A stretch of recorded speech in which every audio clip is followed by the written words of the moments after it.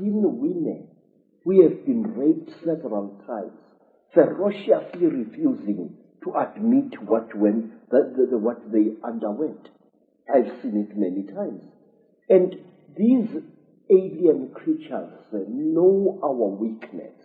They know that very often we human beings tend to censor what we see.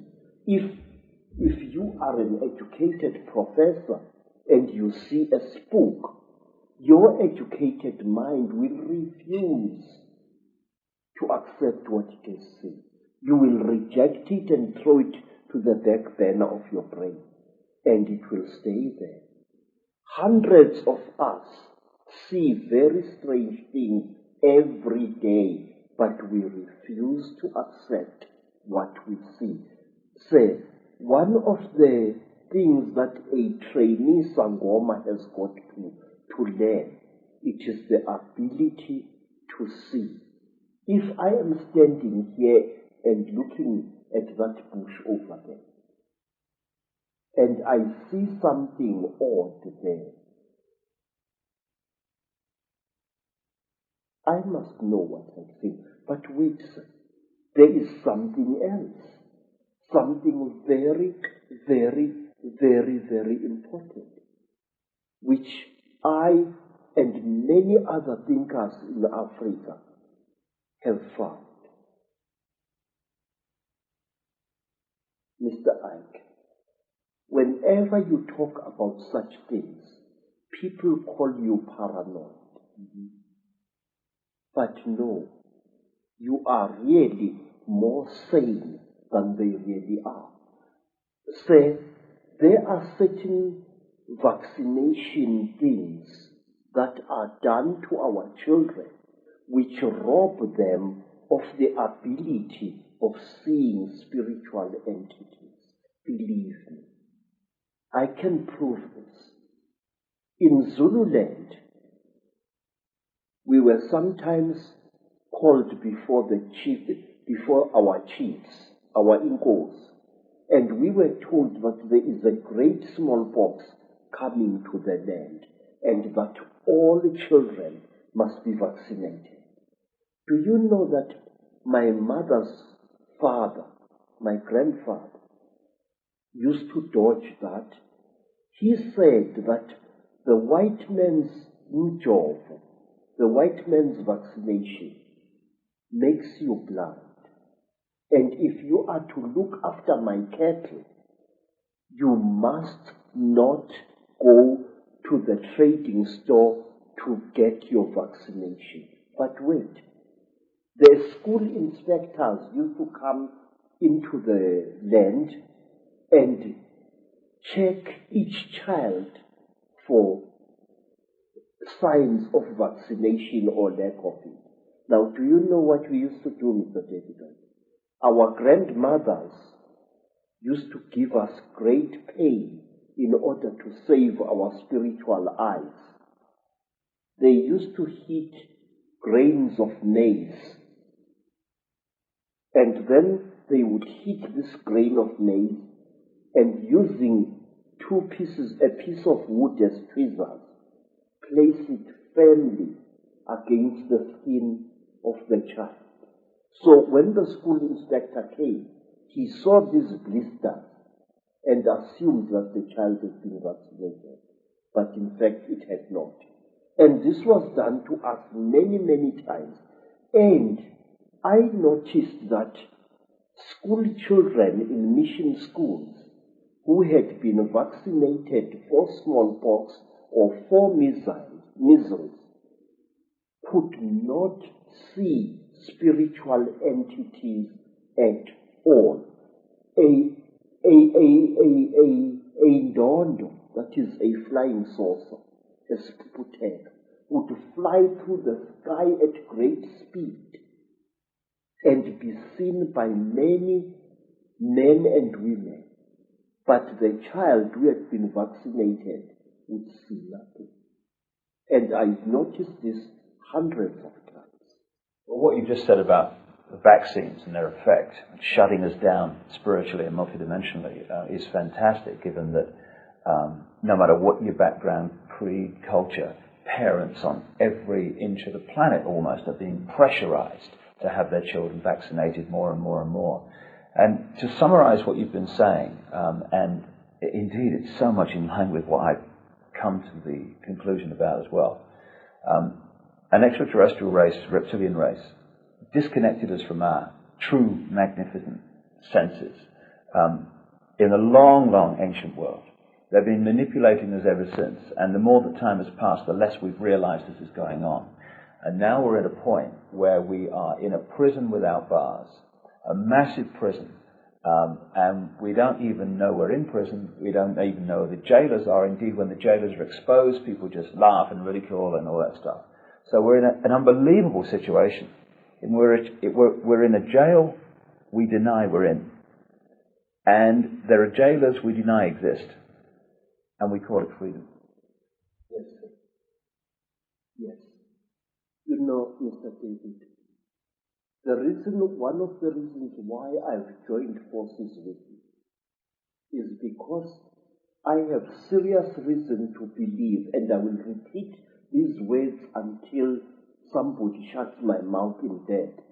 I have serious reason to believe that on this planet, things are coming to a head, and our invisible jailers are going to fight tooth and nail to prevent this. Say, our people say that the blackest night often heralds the brightest dawn. The human being, captive as he is, slave as it is trying to fight back. And this is where the crunch is going to come. I believe that we are not far away from the bloodiest crunch in the world. And I will tell you, my visions tell me that we are going to be struck with the most terrible sword of all, the sword of money. Something is going to be done to money which will bring us all to the level of beggars. And do you know why, sir? Let me tell you. I used to work for big game hunters in Kenya. And one of them was an Italian gentleman. This Italian gentleman was such a powerful hunter, a white hunter. He used to shoot 2 bull elephants a day in Kenya, and he used to celebrate the shooting with a huge bottle. He called it a magnum of wine. I remember him pouring some of the wine onto the heads of the dead elephants. And then, one day we went with this man to the land now called Rwanda, which used to be called Rwanda-Urundi. We went up the mountain, and there, accompanied by pygmies, he shot a gorilla, a huge ngangi with silver fur all along its back. And the great beast died so bravely that this Italian hunter started weeping like a woman. He fired us, told us that the job is finished, and he never hunted again. Say, what I'm trying to tell you is this, that something inside us human beings is beginning to fight back against the Chitauri. Something inside us human beings is beginning to say no. And the Chitauri are going to drag us all right into hell itself in order to restore their power over us. Let me show you. Who would have thought in the 1950s, during the time of the Cold War, when everybody was expecting a bloody Third World War between Stalinist Russia and the Western nations, when British, American, and even Russian nuclear bombs were exploding all over the place. Who would have thought that a few decades after that, there would come a time when a group of young men and women, the people of Greenpeace, would sail their ship, the Greenpeace Warrior, into a nuclear zone to prevent the French from testing one more atomic bomb. This tells us that something inside the human soul is fighting back. 40 years ago, it was once a very glamorous thing to kill animals. Today, a big game hunter like my Italian friend would never dare show himself in some hotels. He would be spat at and he would be beaten up by people because the hero of yesterday, the Bwana Banduki, the gun Bwana of 40 years ago, is today a murderer. Now, things are coming to a crunch. 40 years ago, nobody cared a damn about the environment. People did not even know that there existed such a thing as an environment or a food chain. Today, there are people who would rather lose their lives than not save a buck which is drowning in a river. A God is being born inside us, all of us. But herein lies the danger. We must be aware of the Chitauri. They are real entities.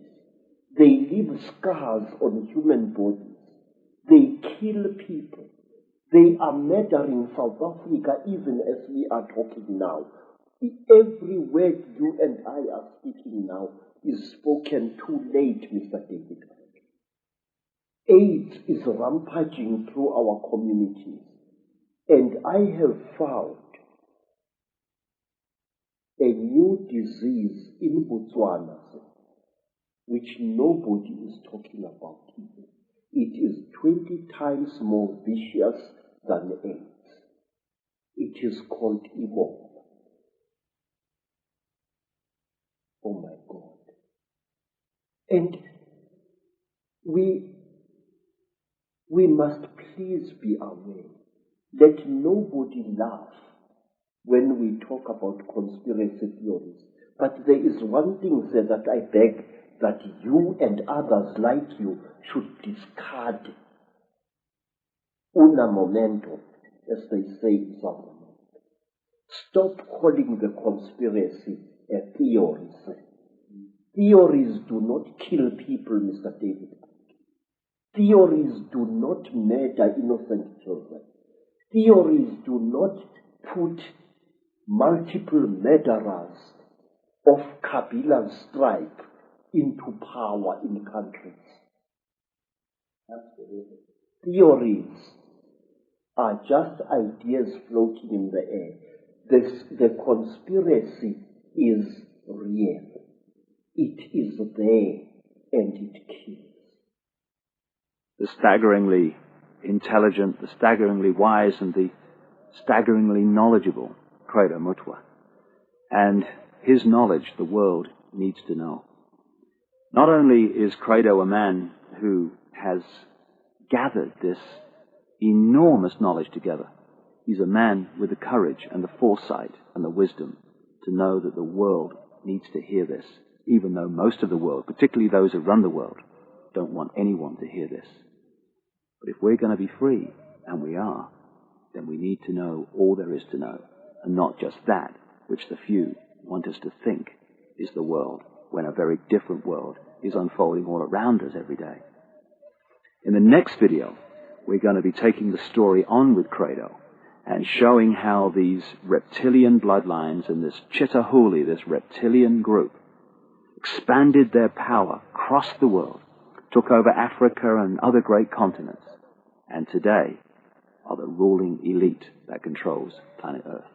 And by knowing that, and by knowing how it's done and how it works, we can take control and power back into our lives from those who have controlled us and this planet for thousands of years. It's a great time to be alive. From Africa for now. Thank you, and thanks for listening to a remarkable man.